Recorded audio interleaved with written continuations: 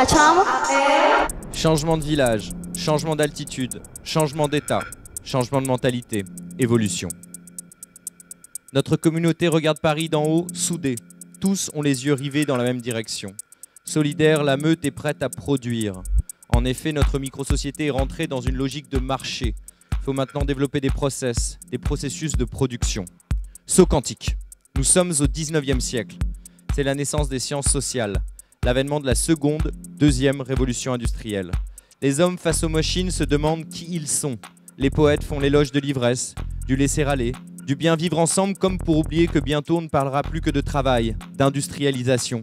Le monde change, plein de progrès. Saut quantique. Me voilà dans le sous-sol d'un club à la mode. Nous sommes au présent, à Paris. Dans cette cave chic, rassemblée est un petit groupe de zombies néolibéraux. Veste et cravate, ici l'on pète sa personne. Tout est gratuit pour peu que vous ayez à l'entrée montré patte blanche. Pour peu que vous soyez identifié comme soldat ou général de l'ancien monde. Il n'y a plus d'argent, la foule le sait, elle est silencio. Plus rien à vendre, plus rien à dire. Heureusement, les rideaux du fond s'ouvrent et deux hommes à la voix rauque se mettent à s'agiter, leurs langues, leurs yeux. Saut quantique. De retour au 19e siècle, Charles Fourier réalise que le prix d'une pomme à Paris est vendu 10 fois plus cher qu'à Rouen. Il a une vision. Notre monde est perdu. Il spécule au lieu de s'aimer pour ce qu'il est, attiré. L'homme du phalanstère est préoccupé, plein de vie et de venin. Il vient d'inventer un monde parallèle, une autre réalité, une graine, un séquoia en devenir. Je ferme les yeux. Je le sens. Je n'ai pas réellement quitté la cave, préoccupé à mon tour. Les dinosaures sur scène évangélisent l'ancien monde. Nous sommes à l'aube d'un changement et nous ne pouvons rien. Ce sont les enfants qui vont nous sauver. Nous sommes foutus.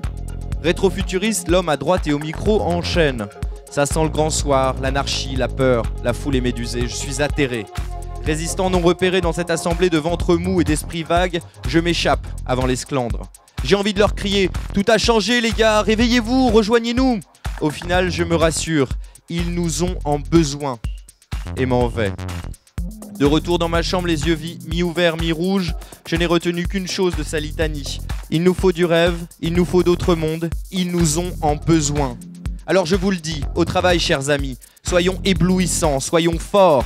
Le monde nous attend car il a peur toujours, peur de perdre. La nuit tombe et me voilà là, et nous voilà là, plus fort que la pluie, plus fort que la mélancolie.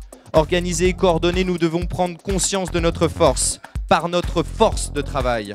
Nous sommes le village. La troisième révolution industrielle a eu lieu et la quatrième pomme brille sur le boulevard. C'est la guerre de l'imaginaire et je me demande quel est notre état. Aimant, je me dis. Nous sommes magnétiques, attirés et attirants. Nous savons ce que nous faisons et rien ne nous arrêtera. Ensemble, entre mystification et raison, entre ciel et terre. La chambre air, acte 2, l'attraction universelle, scène 1, dessine-moi un village, c'est parti. La chambre.